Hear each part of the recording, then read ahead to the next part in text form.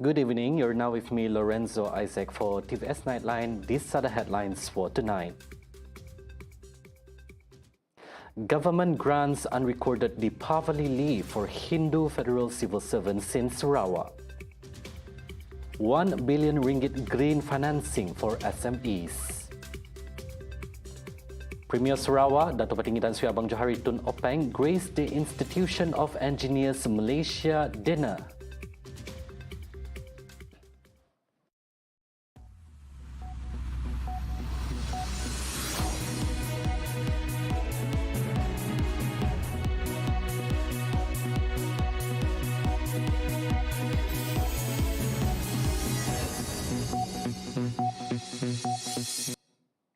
The Sarawak government has agreed to grant unrecorded leave CTR in conjunction with the DEEPAVALI celebration to Sarawak state public servants who are Hindus throughout the state. Employment Circular number 26 year 2023 dated November 9, 2023.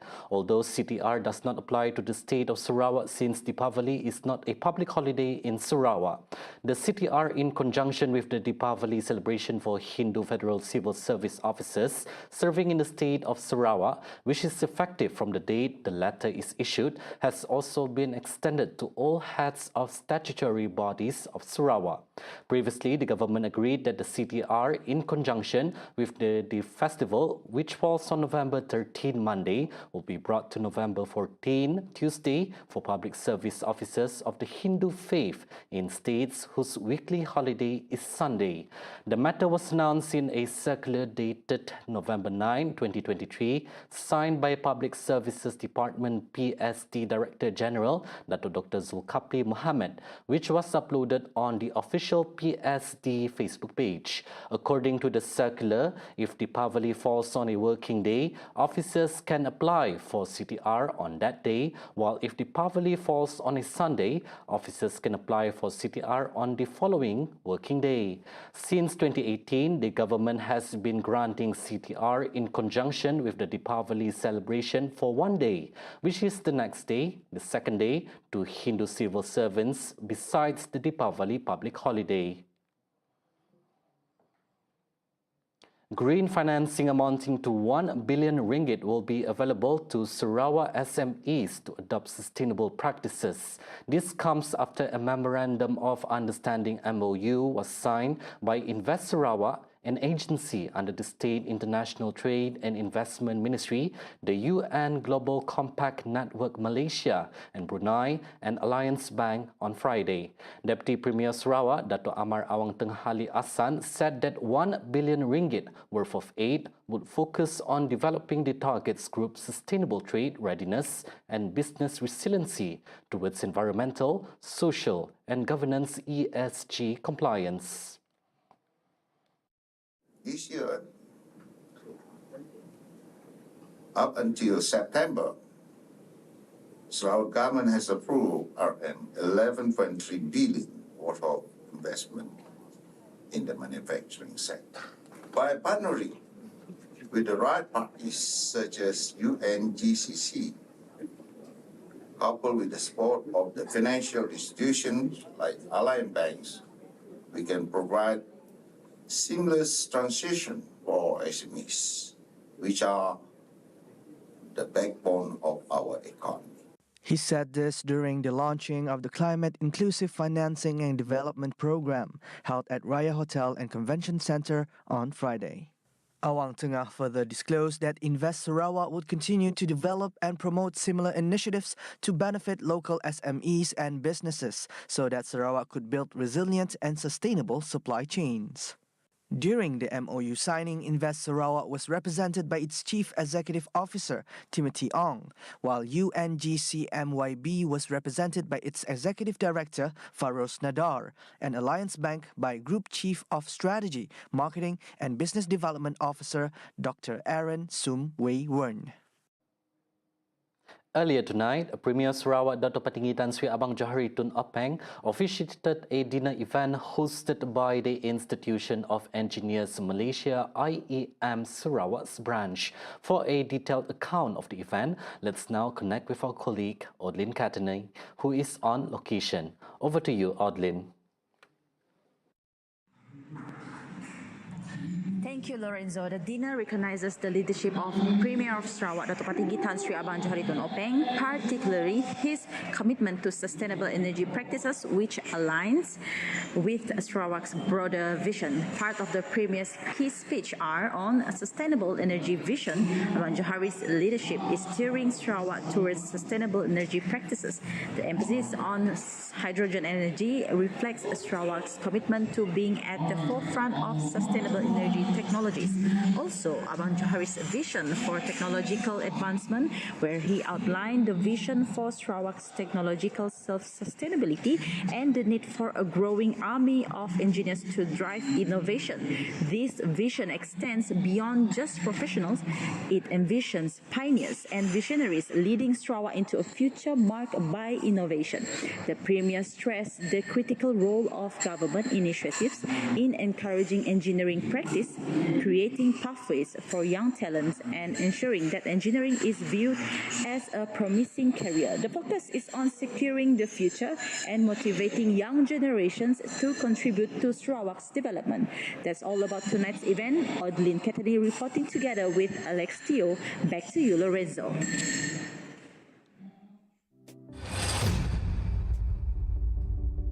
Thank you, Audlin, for the updates. And to mark our third anniversary, TVS is set to host its Corporate Social Responsibility CSR program, TVS Prihatin in Gedong, scheduled for tomorrow. The event will be also graced by the Premier of Sarawak, Dato' Patinggi Tan Sri Abang Johari Tun Openg. Tune in for a rehearsal tonight with Cheryl Shaminato, who will share the event's details. Over to you, Cheryl. All right, thank you, Lorenzo, from the studio. You're now with me, Cheryl Shamato, and I'm currently in Gedong Simunjan at Dewan Dato' Patinggi Ali, where, if you can see behind me right here, we have just wrapped up the rehearsal for our Corporate Social Responsibility Program, dubbed TVS Prihatin, which is slated to be tomorrow at 9 a.m. Now, just a heads up, Lorenzo, tomorrow in Gedong, right, TVS CSR program will be launched by Premier of Sarawak, Dato' Patinggi Tan Sri Abang Johari Tun Openg, as well as we will be expecting attendees from other dignitaries as well. And of course, especially tomorrow, just a heads up for those of you who are tuning in right now, tomorrow, in conjunction with the TVS CSR program, we will witness the handover of 300 MyTV decoders to 300 selected participants. Now, among them as well, the public are invited and also welcome to come join, especially for those in Gedong, locals around here. Also, those from Kuching, they are very warm welcome for those of you who want to come here also, as well as it's open for public. And the one-day program slated tomorrow will feature various activities such as exhibitions from agencies, namely Unify TV, Affin Bank, Sarawak Department of Welfare, Sarawak Digital Economy Corporation, ASDEC, and Lembaga Tabung Haji, as well as some performance from TVS Jukebox. Now, among them also, as well as this marks TVS's first appearance in Gedong for CSR initiatives. It will be something that is heartfelt for locals, as they can finally not only see us on TV, but also feel our presence in Gedong as well. Now, this is going to be a very exciting program here for tomorrow. And also for those of you who would like to tune in, right, please do tune in on TVS's TV Facebook. The live stream will start at 9 a.m. tomorrow on TVS's Entertainment official YouTube and TikTok, and on TV the program will also be broadcast live on channel 122, MyTV, Unify TV, and Astro, as well as via YouTube and TikTok. Now, I think that's all I can share with you tonight here, Lorenzo. We're also wrapping up, all right, and we're gearing up for tomorrow. So stay tuned. For those of you who are watching, stay tuned at our live tomorrow. That's all I can share with me. For further insights, do tune in to TVS's official website at tvstv.my, and of course all of TVS's social media platforms. That's all from me, Cheryl Shamato, and back to you, Lorenzo. Thank you, Cheryl, for the updates. And moving on, Sarawak proposes a review of participation criteria for each event in the upcoming Sukma 2024 sporting event. Minister of Women, Early Childhood and Community Wellbeing Development Sarawak, Dato' Sri Fatimah Abdullah, highlight this initiative due to the last-minute withdrawal of several states in the previous edition, impacting Sarawak's medal prospects. Kita dari Sarawak mencadangkan dari segi minimanya asalkan ada penyertaan daripada 2 buah negeri, 2 buah minima dan 4 peserta, maka event itu perlu diteruskan. Dalam para Sukma yang lalu di Kuala Lumpur bila kita bawa atlet kita yang telah berlatih dari sejak COVID dulu, post COVID, sehingga para Sukma di Kuala Lumpur mereka sudah berlatih, dah dibuat klasifikasi, buat latihan, kemudian kita bawa mereka ke Kuala Lumpur untuk bertanding, tapi bila sampai di sana tidak dapat bertanding disebabkan syarat yang telah ditetapkan kurang-kurangnya 3 negeri 3 negeri. Jadi beraslah dan itu satu daripada sebab mengapa kita tidak dapat beberapa acara di cancel disebabkan syarat tersebut dan kita hilang potential goal daripada situ. Fatimah further noted that the entry conditions at the Asian and Parasports level already accept a minimum of 2 countries with 4 participants. Ini akan memberi peluang kepada negeri-negeri di mana niche mereka adalah dalam games tertentu. Tidak semua negeri-negeri yang mempunyai atlet untuk ke 10 jenis acara pertandingan. Ada yang hanya dalam tertentu saja. Jadi kalau misalnya kita buat syarat mesti ada 3 negeri, kemudian 3 dan setiap negeri itu 1 peserta. Jadi apa berlaku pada negeri yang misalnya telah memberi fokus kepada acara tertentu, tapi bila tiba waktu pertandingan tidak memenuhi syarat tadi yang 3 negeri itu, alangkah ruginya. Fatimah told this to reporters after receiving a courtesy call from Harakah Islamiyah Hikmah at her office in Baitul Makmur 2 building, Petrajaya, on Thursday. In a previous edition, Sarawak settled as the runners-up as Sabah stole the spotlight by becoming the overall champion for the first time. This year, Sarawak is gearing up to host the 21st Sukma from September 21st to 28, 2024. The sporting event, involving 10 different disciplines, will take place in Kuching, Samarhan and Cebu. Restoring the Royal Malaysia Police PDRM image by combating corruption and abuse of power at every level is among the priority of Sarawak's new Commissioner of Police, Datuk Mancha Atta, emphasizing the importance of full cooperation and support from all officers and personnel to sustain the legacy of excellence within the PDRM. Sebagai Suruhanjaya Polis Sarawak yang baru, sudah tentunya saya mempunyai acuan tersendiri dalam menerajuti kepimpinan Polis Diraja Malaysia Kuching Sarawak.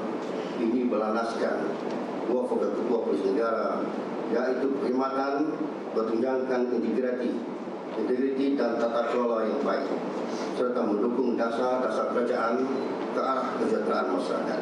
He said this in his speech during the handing over of duties ceremony witnessed by Bukit Aman Commercial Crime Investigation Department Director Datuk Sri Ramli Muhammad Yusof at the Sarawak Police Contingent headquarters today.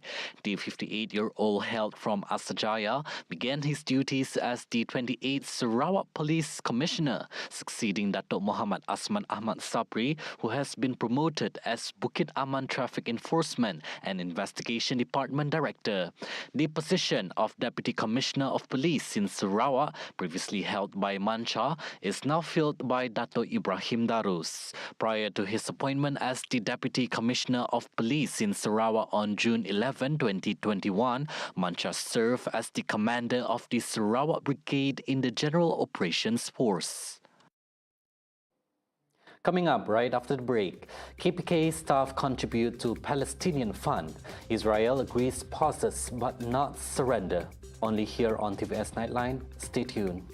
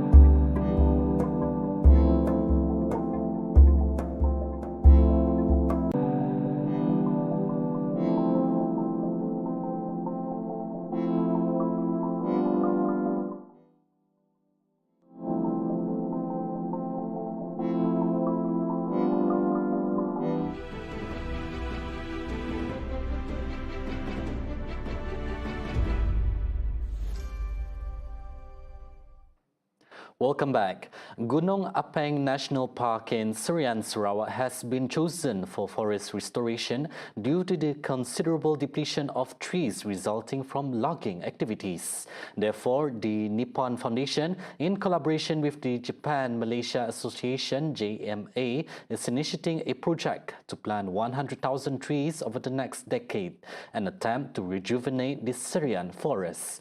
Nippon Foundation Chairman Tan Sri Yohei Sasakawa revealed that the initiative will start off next January, which will involve selected students from universities in Japan as well as Malaysia.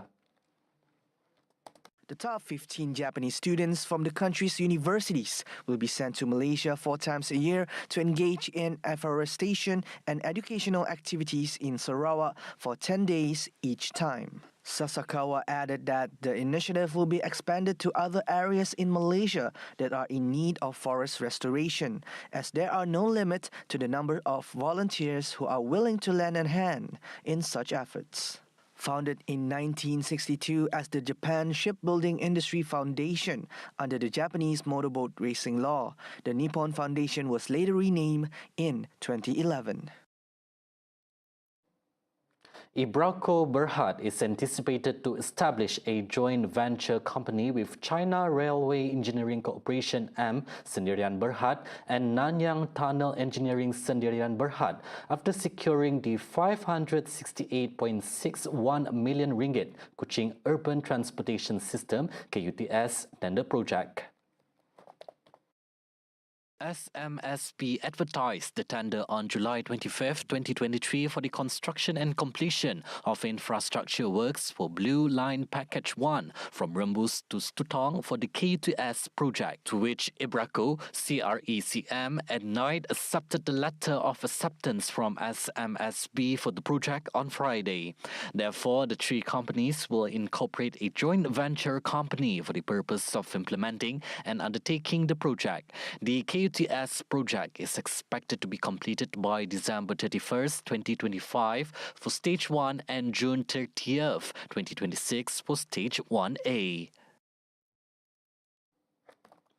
The Plantation and Commodities Ministry (KPK) staff and its agencies have contributed a total of 850,566.23 ringgit to the Palestinian Humanitarian Fund to aid the people in the Gaza Strip. In a statement today, KPK said the donation was collected and handed over to the Deputy Prime Minister, Datuk Sri Fadilah Yusof, who is also the Minister of Plantation and Commodities. The KPK, facilitated by the Malaysian Rubber Board, not only provided a financial contribution but also gifted 100,000 rubber gloves to medical teams in the Gaza Strip.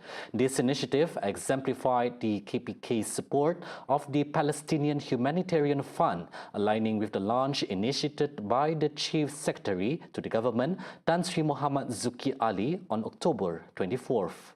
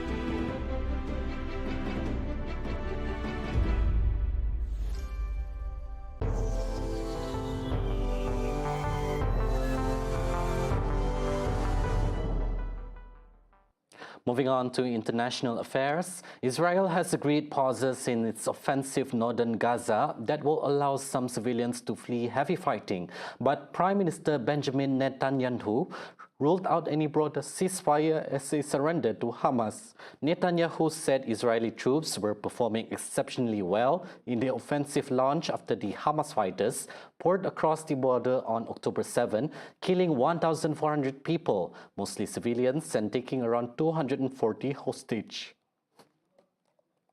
Vowing to destroy Hamas, Israel retaliated with an aerial bombing and ground offensive that the health ministry in the Hamas-run Gaza Strip said has killed more than 10,800 people, mostly civilians and many of them children. Netanyahu stated that Israel does not aim to govern or occupy Gaza, but strives to provide a better future for both Israel and Gaza, as conveyed to Fox News. Tens of thousands of civilians have fled the war zone in northern Gaza, seeking refuge from close-quarter fighting and heavy airstrikes. Almost 1.6 million people have been displaced since October 7, but the United Nations estimates at least hundreds of thousands of civilians remain in the fiercest battle zones in the north. Hollywood is in celebration as actors have ended a crippling month-long strike, starting a sprint to activate the cameras and revive the productions of next year's film and TV programs. The Screen's Actor Guild concluded its 118-day strike upon reaching a provisional agreement with studios for a new contract that incorporates increased pay and safeguards against the utilization of artificial intelligence. While waiting for the deal to be passed, to which the details have not yet been released, actors can now return to making and promoting their works right away. American magazine Variety reported that Ryan Reynolds and Hugh Jackman's awaited superhero sequel, Deadpool 3, which was forced to pause filming, will resume before November 23rd. Meanwhile, the agreement will also revive Twinkletown's imminent awards season, as the Oscars are set to be held in March and nominations for events like the Golden Globes and Critics' Choice Awards will be announced as soon as December. The European Union is currently investigating social media giants, including YouTube and TikTok, to assess the measures taken by these US and Chinese-owned platforms to ensure child safety on their platforms. The European Commission stated that it had sent formal requests for information to both entities respectively, which is the first step in procedures launched under EU's new law on digital content. Additionally, it also wanted to know whether the measures taken by the video sharing platforms comply with the Digital Services Act in regards of risks posed to children's mental and physical health. Digital Service Act is a part of EU's arsenal in bringing big companies to heel and demand both digital giants do more in countering the spread of disinformation, among other things. Both platforms must respond by November 30th and risk to face fines that can go up to 6% of global turnovers for any violations. See the world closer with TVS as we bring you the latest news updates both locally and internationally. For more headlines anytime, anywhere, just head on to our official website at tvstv.my or follow us on our social media platforms. And that's all the updates for TVS Nightline. I'm Lorenzo Isaac. Thank you for watching.